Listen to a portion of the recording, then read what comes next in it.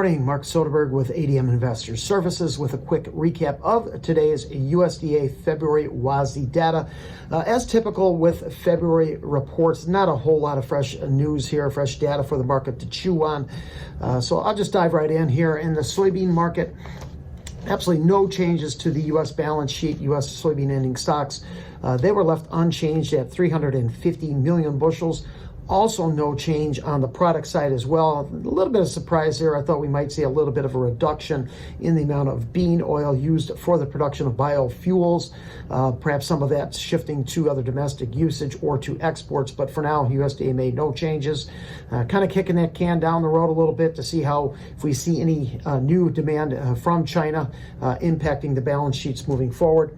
On the global side, we did see the USDA kick up the Brazilian production forecast another 2 million metric tons to a new record, 180 million metric tons. Half of that was absorbed via higher crush, and another half went to ending stocks.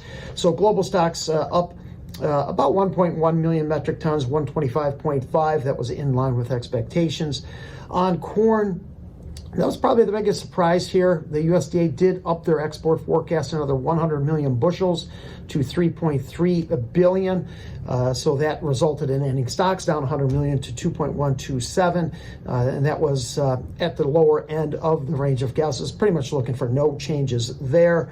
Globally, we did see ending stocks down to 289 million metric tons. That was down 2, largely due to the lower stocks here in the U.S.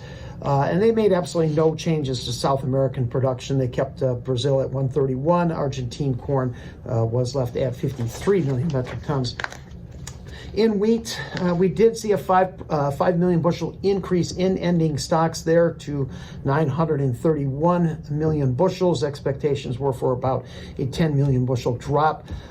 It came as a result of a 5 million bushel drop in feed usage, and that came from the hard red winter wheat. So hard red winter wheat stocks are up 5. Globally, ending stocks are actually down nearly 1 million metric tons to 277.5. We didn't see much change in global production, up a little bit in Argentina, but we did see higher export numbers. Argentina was up 2 to 18 million metric tons. We also saw Canada's wheat export forecast up 1 to 29 million metric tons. No changes to the Chinese balance sheets to their production or import numbers. Market-wise, not seeing much reaction. We were higher going into it in the soy complex. We're higher now, up $3 in a meal. Pushing towards new highs now in the oil, however, up 30 points. Beans are back pushing towards the highs of the day, up 10 to 12 cents. Corn prices up about a penny, while wheat has drifted back here a little bit.